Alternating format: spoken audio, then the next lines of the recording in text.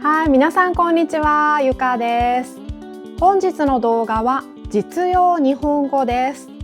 実用日本語シリーズの動画では、日本人同士の自然な会話表現が学べます。今日は食べ放題の店で店員さんの説明を聞くときの会話を一緒に練習しましょう。皆さんは食べ放題の店へ行ったことがありますか？一定のお金を払えば自分が満足するまで制限なく食べられる店のことです。それを食べ放題と言います。今回の動画は新宿にある食べ放題のお店で撮影をしました。店員さんと私たちは事前に準備をしていません。自然な日本人同士の会話です。そのため会話特有の表現であったりスピードが少し速かったりして難しいと感じるかもしれません。でも大丈夫です。今日の動画を最後まで見れば全部わかるようになりますからね。重要な表現については私から一つ一つ解説をします。ぜひ最後までご覧ください。それでは早速始めましょう。まず今日の練習の流れを説明します。最初に字幕がない動画を一度見ます。これは私たちが新宿の食べ放題のお店に行った時に撮影しました。続いて重要なキーワード10個を提示します。この10個のキーワードに注目してもう一度同じ動画を見ます。その後、重要な表現とか文法などについて私から解説をします。そして日本語の字幕がついた動画を見ます。最後に字幕がない動画を見ます。最初に動画を見た時、何もわからない、会話が聞き取れないと思った方も安心してください。最後に字幕がない動画を見た時には聞き取れる部分が確実に増えています。今日この動画を見ている間に自分の日本語能力が上がった、成長したということをぜひ実感してください。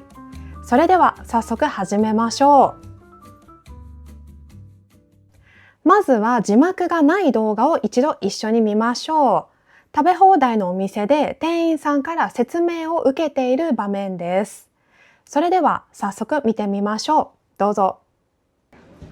焼肉としゃぶしゃぶとすき焼き3種類食べ放題のコースでございます。最初にお鍋とお肉3種類、上タン塩、上ロース、上カルビをお持ちします。で、飲み放題もついておりますので。私じゃあこの36番のザ抹茶入り玄米緑茶をお願いします。はい、かしこまりました。はい、お願いします。はい、いかがでしたか？今の時点で何もわからなくても大丈夫ですよ。この後だんだんわかる部分が増えていきますからね。安心してください。それではここで重要なキーワードを10個提示します。こちらです。焼肉、しゃぶしゃぶ、すき焼き、食べ放題、最初、お持ちします。飲み放題、36番、お願いします。かしこまりました。はい。それではこのキーワード10個に注目してもう一度同じ動画を見てみましょう。どうぞ。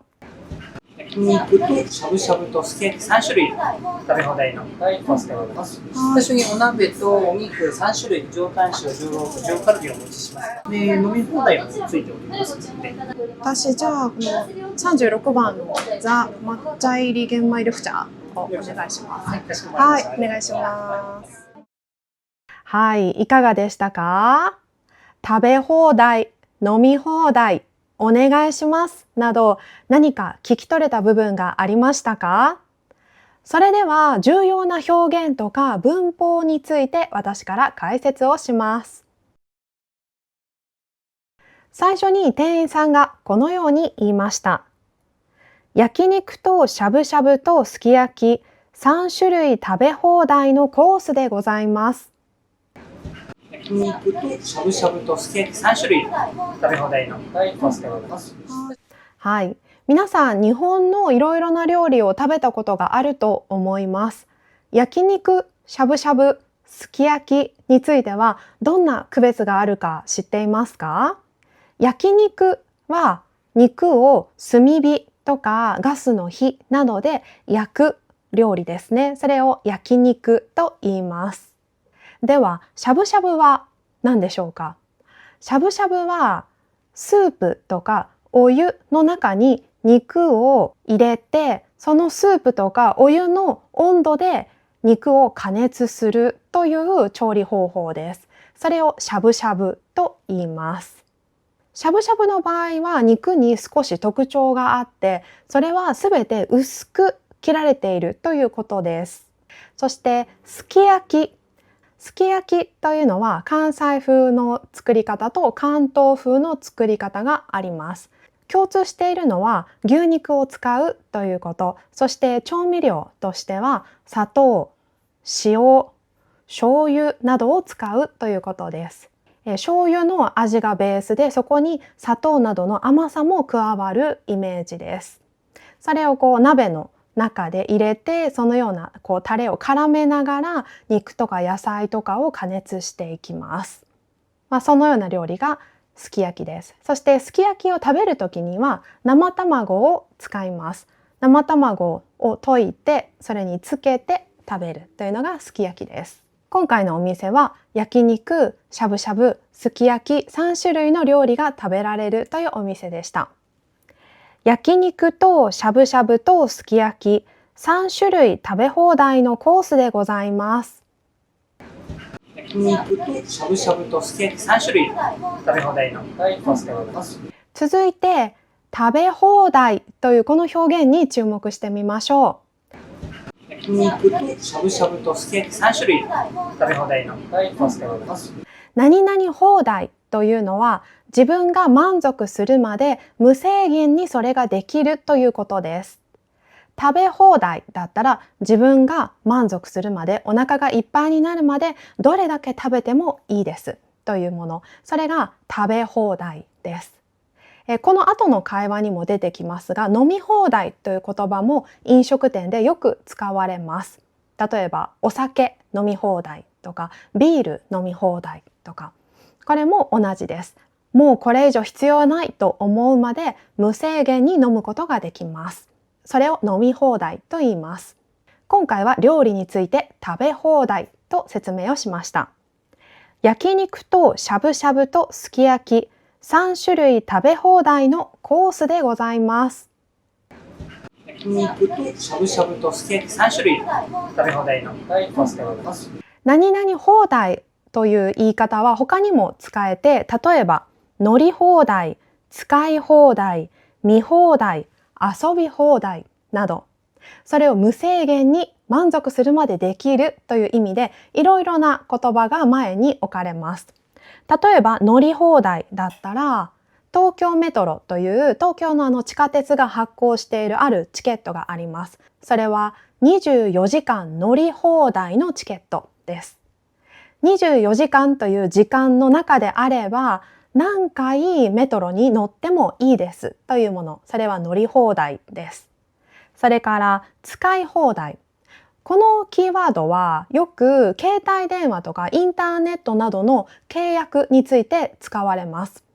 例えば月額1万円でデータ使い放題のプラン。1万円を払えばそのインターネットはどれだけ使っても構いません。たくさんのデータを使うゲームをやったりとか、何かを大量にダウンロードとかしても大丈夫です。金額は最初に払った1万円だけですというもの。そういうプランの時に月額1万円でデータ使い放題のプランと言います。それから見放題。これは例えばネットフリックスとかアマゾンプライムとか、今映画やドラマなどの見放題のサービスはたくさんありますよね。いわゆるサブスクリプションというものです。あれは見放題です。そして遊び放題。これはテーマパークとか何か娯楽施設などでよく使われます。例えば3時間2000円で遊び放題。何度でも乗り物に乗れます。通常は一つ乗るたびにお金を1回払います。別々に払いますが、もし遊び放題のチケットを持っていたら、そのチケットを見せれば何度でも何種類でも乗り物に乗ることができます。そういう時に遊び放題と言います。3時間2000円で遊び放題。今回は飲食店で食べ放題というキーワードが使われていました。焼肉としゃぶしゃぶとすき焼き、3種類食べ放題のコースでございます。焼肉としゃぶしゃぶとすき焼き3種類食べ放題のコースでございます。それからコースという言葉についても少し説明をしておきます。日本のレストランのメニューなどで見られる表記としてコースとかセット、定食、単品などがあります。それぞれ何が違うかわかりますか？まずはちょっとわかりやすい単品について説明をします。単品というのは、一つの品または一種類の品のことです。それを単品と言います。例えば皆さんがカフェへ行って注文をするときにケーキを一つと、それからパフェを一つと、コーヒーを一杯お願いしますとメニューの中からそれぞれ選んで注文をします。その場合は単品と言います。そして、そのような店の場合にはセットを準備していることもありますね。例えばケーキセット。セットというのは主に提供されるそのものにもう一つ別のものも付属する、ついてくるという意味です。例えばケーキセットだったら主役はケーキです。メインになるのはケーキ。で、そこに好きな飲み物も何か一つ選んで飲んでもいいですよという時にケーキセットと言います。他にも例えばサラダセットとかハンバーガーセットとかそういう場合も同じですね。サラダというメインになるその料理に例えばスープを追加しますとか飲み物を追加しますとかサラダセット。ハンバーガーセットもハンバーガーがメインのものでそれにポテトをつけますか、あるいはコールスローをつけますか、ドリンクをつけますかというそういう時にセットと言います。そして定食。定食というのはご飯、メインの料理、スープ、そして副菜。副菜というのはメインになる主なその料理にプラスして少し小さいお皿とかで出てくるような野菜とかをね主に使ったような料理、副菜と言いますが、副菜など一つのお盆の中にそれが全部並べられて、そして店員さんがそれを全部持ってくるというスタイルです。それを定食と言います。例えばとんかつ定食とかお刺身定食とか、日本のね昼ご飯を提供しているお店だとよく定食という言葉が使われます。お盆にね全部置かれて、そして持ってくるというスタイルです。そのお盆の中に入っているものだけで全部でバランスよく食べられるようになっています。なのでそれはちょっとセットとは違うイメージですよね。例えばケーキセット、ケーキとコーヒーの組み合わせは、栄養的にバランスがいいかと言われるとちょっと微妙ですね。なのでケーキ定食というのは存在しないです。でもとんかつ定食だったらご飯ととんかつとキャベツと味噌汁と、そして何か野菜の小さい料理とかそういう感じですごくバランスがいいね、そういうものを定食と言います。そしてコースは何かというと、コースもバランスよく全体の料理が、計算されて準備されています。順番も決まっています。そして一つ一つ料理が運ばれてきます。そのようなものをコースと言います。例えばフランス料理のフルコースとか、あとは日本の伝統的なものだと懐石料理とかもコースに近いですね。そのようなものをコースと言います。ただお店によっては複数の料理を組み合わせて構成されるものをコースと呼ぶことがあります。例えば今回のお店の場合もそうですね。食べ放題のコースと店員さんが言いました。確かに食べ放題のお店で注文するとき、私が例えばじゃあすき焼き用のお肉注文します。ご飯を注文します。スープを注文します。一つ注文して一つ出てくるという感じ。で、全体としてはこの範囲の中から、いくらでも食べてもいいですよという枠が決まっているようなもの。で、そういうものをコースと呼ぶお店もあります。はい、今回は食べ放題のコースです。焼肉としゃぶしゃぶとすき焼き3種類食べ放題のコースでございます。焼肉としゃぶしゃぶとすき焼き3種類食べ放題のコースでございます。そして最後の部分でございます。これは店員さんとかホテルのスタッフとかそういった方がよく使います。とても丁寧な表現です。これはですと同じ意味です。でございますイコールです。3種類の食べ放題のコースでございます。焼肉としゃぶしゃぶとすき焼き3種類食べ放題のコースでございます。でございますを使った例としては、例えばこのようなものがあります。店員さんが料理を持ってきて私たちにこのように言います。お待たせいたしました。とんかつ定食でございます。とんかつ定食でございますイコールとんかつ定食です。丁寧に言いたい場合はでございますと言います。他にも例えばホテルのスタッフが皆さんがチェックインの手続きをした後、部屋に案内してくれますね。その時にこのように言います。こちらが本日のお部屋でございます。本日のお部屋でございますイコール本日のお部屋です。このように接客をする場面でよく聞かれます。焼肉としゃぶしゃぶとすき焼き3種類食べ放題のコースでございます。焼肉としゃぶしゃぶとすき焼き3種類食べ放題のコースでございます。そしてその後店員さんがこのように続いて言いました。最初にお鍋とお肉3種類、上タン塩、上ロース、上カルビをお持ちします。最初にお鍋とお肉3種類、上タン塩、上ロース、上カルビをお持ちします。食べ放題の店はいろいろなスタイルがあります。例えばある店はお客さんが席に座ったらもうすぐにタブレットとかメニューを見てすぐに一つ一つ注文を開始するというスタイル。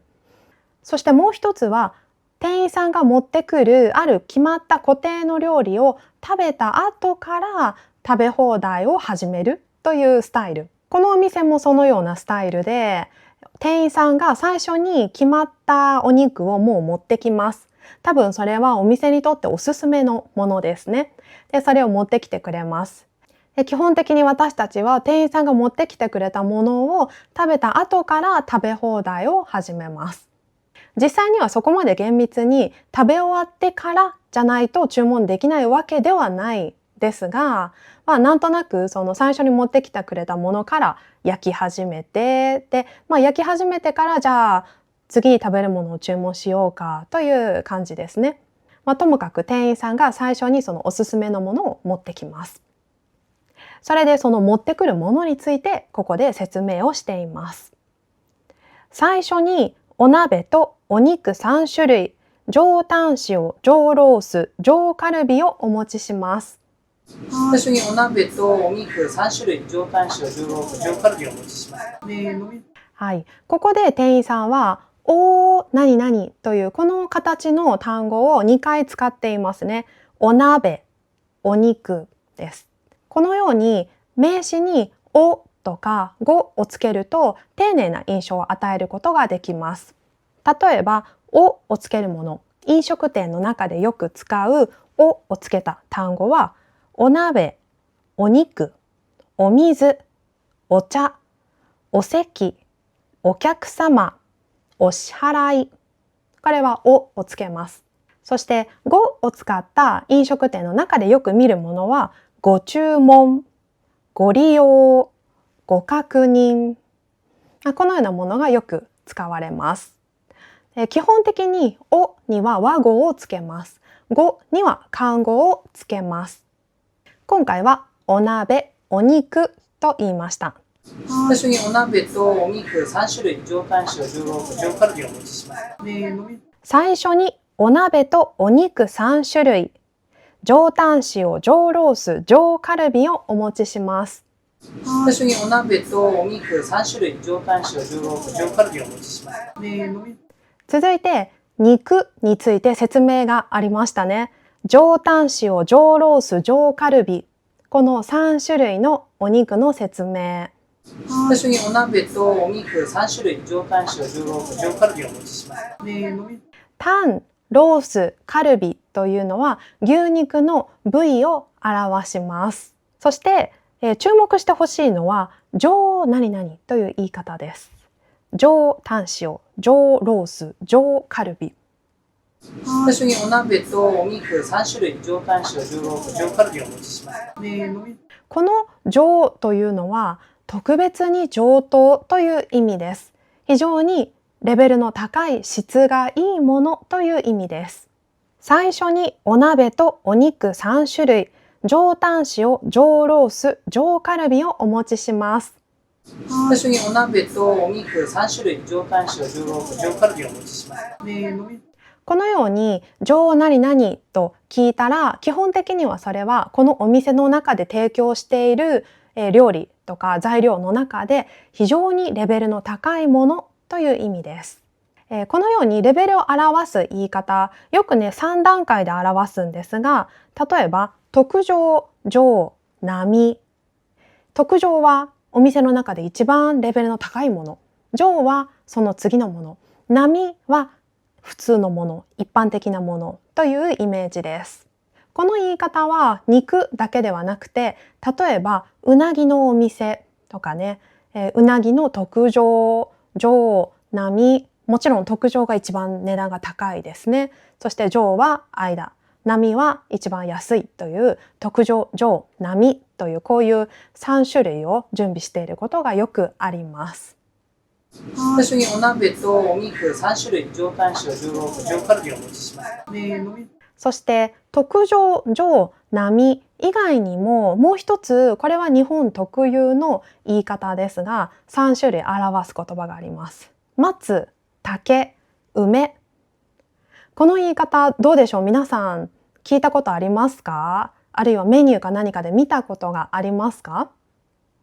この松、竹、梅というの、この3種類は非常に縁起のいい3種類の植物です。もともとはこの3種類は別に、上下はありません。どれが一番とかっていうのはないんですが、ただお店でその商品の値段の違いを表すときには、一般的には松が一番高いです。そして竹が真ん中で、梅が一番安い。この順番で使われることが多いです。で、今回の場合はお店の方がこのお店で提供しているお肉の中で非常にレベルの高い質のいいものだという意味で、上タン塩、上ロース、上カルビと言いました。最初にお鍋とお肉3種類、上タン塩、上ロース、上カルビをお持ちします。ちなみにこの特上、上、並とか松、竹、梅というのはお店が決めたその3段階のレベルなので、客観的な評価ではありません。客観的な評価の場合は、例えば牛肉の場合、肉の格付けの表現というのがあって、例えば A5 ランクの黒毛和牛。A5 ランクってどうでしょう？聞いたことありますか？ステーキのお店とかね、すき焼きのお店とかであるかもしれませんが、A5というのは牛肉のその等級を表す中では一番最高のランキングです。アルファベットの部分はぶどまりを表します。ぶどまりというのは何かというと、その牛からどれぐらい食べられる分の肉が取れるかということを表すそうです。それをぶどまり等級と言います。そして数字の部分、これは肉の質を表します。肉の質というと、例えばその肉がどれぐらいきめ細やかなのかとか、脂身がどれぐらい入っているのか、どういうふうに入っているのかとか、そのようなものを表します。そしてアルファベットの部分は A が最高ランク、数字の部分は5が一番上です。なので A5 というと、その肉はどれぐらいの等級なのか、客観的に評価されたレベルはどれぐらいかというと最高ランクになります。そういうね、格付けの表し方があります。はい、ちょっと説明が長くなりましたが、今回は上というね、そのお店の中で決めた、非常にレベルが高いという意味で上と言いました。最初にお鍋とお肉3種類、上タン塩、上ロース、上カルビをお持ちします。最初にお鍋とお肉3種類、上タン塩、上ロース、上カルビをお持ちします。そして店員さんが最後に言ったこと、お持ちします。これは持ってくるまたは持っていくという意味です。今回だと店員さんはそれを私たちのテーブルまで持ってきます。持ってきますということを丁寧に言うと、お持ちしますです。最初にお鍋とお肉3種類、上タン塩、上ロース、上カルビをお持ちします。最初にお鍋とお肉3種類、上タン塩、上ロース、上カルビをお持ちします。最初にお鍋とお肉3種類、上タン塩、上ロース、上カルビをお持ちします。そして続いてまた店員さんがこのように言いました。で、飲み放題もついておりますので、飲み放題もついておりますので。最初のでというのは会話でよく使われる表現です。それでとかそれからという意味です。で、飲み放題もついておりますので、飲み放題もついておりますので。飲み放題はわかりますよね。自分が満足するまでいくらでも飲んでいい、無制限に飲んでいいというのが飲み放題です。で、飲み放題もついておりますので、飲み放題もついておりますので。そして後半の部分、ついておりますので、この部分の基本の形は何がつくです。つくというのは、主になるもの、メインになるものにまた別のものが付け加えられるとか添えられるということを表します。それを何がつくと言います。例えば今回の会話だったら、この食べ放題のコースには飲み放題もついています。メインになるのは食事ですよね。そしてその食事に飲み放題も、追加されますとか付属しますという意味で、飲み放題もつくと言います。飲み放題もついておりますので。何々がつくを使った例文としては、例えばこのようなものがあります。牛丼にデザートがつきます。メインは牛丼です。みんなは牛丼を食べるためにこのお店に来ます。そしてちょっとプレゼントというか、プラスで添えられるものとしてデザートが一緒にそこに来ます。その時デザートがつくと言います。あとは雑誌。雑誌に化粧品の原品がついてたったの1000円です。日本の雑誌の中には様々なものがつくことがあります。その雑誌で紹介している化粧品とか、何かカバンとか、あるブランドの特別な小さな鏡とか、そういったものを雑誌のこの間に入れて販売するということがよくあります。で、その雑誌に化粧品の原品がついてというと、原品というのは普通にドラッグストアとかお店で販売されているサイズのものという意味です。雑誌に化粧品の原品がついてたったの1000円です。とてもお得だという感じですね。メインになるのは雑誌です。そこに化粧品が付属するというイメージです。今回の場合はメインになる食事の食べ放題のコースに飲み放題が付属します。それで店員さんはこのように言いました。で、飲み放題もついておりますので、飲み放題もついておりますので。何々がつくというこの動詞は自動詞なんですが、他動詞もあります。他動詞はつけるです。例えば、牛丼にデザートをつけます。お弁当にお箸をお付けしますか？このように人が何か積極的にこのお弁当を買ったお客さんに対してお箸を追加しようと思うときにお付けしますか？つけるという他動詞を使います。お弁当にお箸をお付けしますか？この時皆さんお箸が欲しかったら、はい、お願いしますとか、はい、つけてくださいと言います。この時もやっぱり他動詞を使います。お付けしますか？はい、つけてくださいです。今回はつくという自動詞を使っています。で、飲み放題もついておりますので、飲み放題もついておりますので、そして後半の部分、ております。これも非常に丁寧な表現です。ておりますイコールていますです。飲み放題もついておりますので、飲み放題もついておりますイコール飲み放題もついています。飲み放題もついておりますので、ておりますを使った例としては、例えばこのようなものがあります。今確認しておりますので少々お待ちください。確認しておりますイコール確認しています。それから2つ目。田中さんいますか？田中はただいま席を外しております。誰かが会社に電話をかけて、その会社の田中さんいますかと聞いたら、その田中さんの同僚がね、このように答えます。田中はただいま席を外しております。席を外すというのは、自分の机にあるその席に座っていない、今別のところに行っているという意味です。それを席を外すと言います。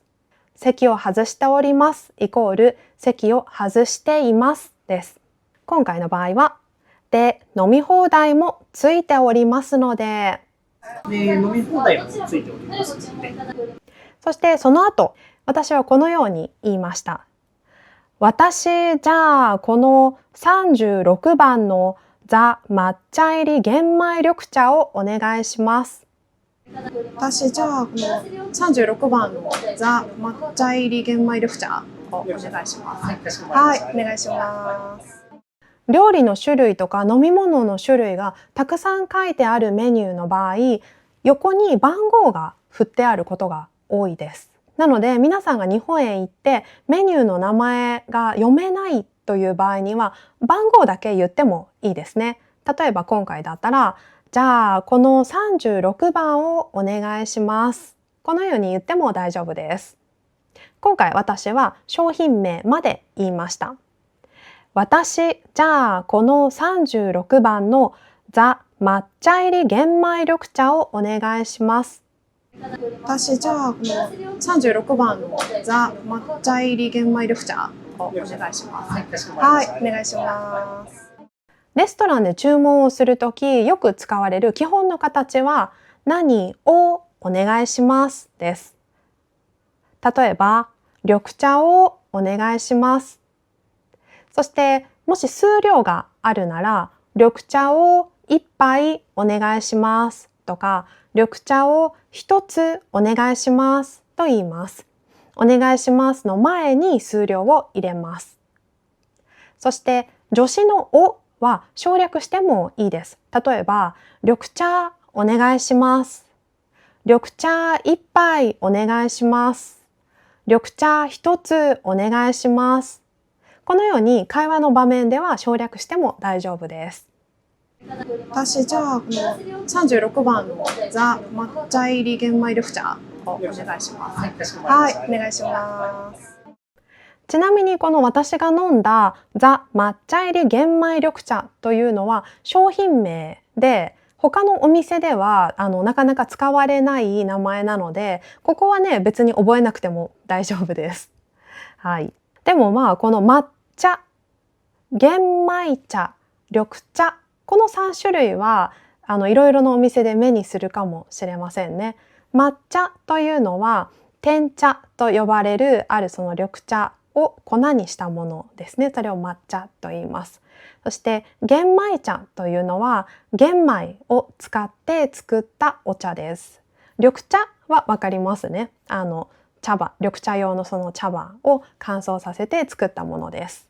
抹茶、玄米茶、緑茶、これはよく使われますね。でもこのザ・抹茶入り玄米緑茶というこの言い方はちょっと特別なね商品名です。私じゃあこの36番のザ・抹茶入り玄米緑茶をお願いします。私じゃあこの36番のザ・抹茶入り玄米緑茶をお願いします。はい、お願いします。続いて店員さんがこのように言いました。はい、かしこまりました。私じゃあこの36番のザ・抹茶入り玄米緑茶をお願いします。はい、お願いします。かしこまりましたというのも店員さんとかホテルのスタッフとかがよく使います。意味はわかりました、了解しましたです。はい、かしこまりました。私じゃあこの36番のザ・抹茶入り玄米緑茶をお願いします。はい、お願いします。そして最後に私ははい、お願いしますと言いました。私じゃあこの36番のザ・抹茶入り玄米緑茶をお願いします。はい、お願いします。はい、それでは日本語の字幕がついた動画を見てみましょう。全体を確認してみましょう。今一つ一つの表現について勉強してきたので、全体をね、見たときになんとなく会話の内容がわかると思います。それでは見てみましょう。どうぞ。焼肉としゃぶしゃぶとすき焼き3種類食べ放題のコースでございます。最初にお鍋とお肉3種類、上タン塩、上ロース、上カルビをお持ちします。で、飲み放題もついておりますので。私じゃあこの36番のザ・抹茶入り玄米緑茶をお願いします。はい、お願いします。はい、では最後に字幕がない動画を見てみましょう。今日最初に字幕がない動画を見たとき、一つも単語が聞き取れなかったという方も、これから動画を見るときには何かわかる部分があるはずです。今日ね、この約30分間の間に自分が成長したんだということをぜひ実感してください。それでは挑戦してみましょう。どうぞ。焼肉としゃぶしゃぶとすき焼き3種類食べ放題のコースでございます。最初にお鍋とお肉3種類、上タン塩、上ロース、上カルビをお持ちします。で、飲み放題もついておりますので。私じゃあこの36番のザ・抹茶入り玄米緑茶をお願いします。はい、お願いします。はい、いかがでしたか？実用日本語シリーズではこのように自然な日常会話から様々な表現を勉強できます。他にもいろいろな場面の動画があるので、皆さん興味があればぜひ他の動画も見てみてください。またこのチャンネルがいいと思ったらぜひグッドボタンとコメントもお願いします。ではまた次の動画でお会いしましょう。バイバイ。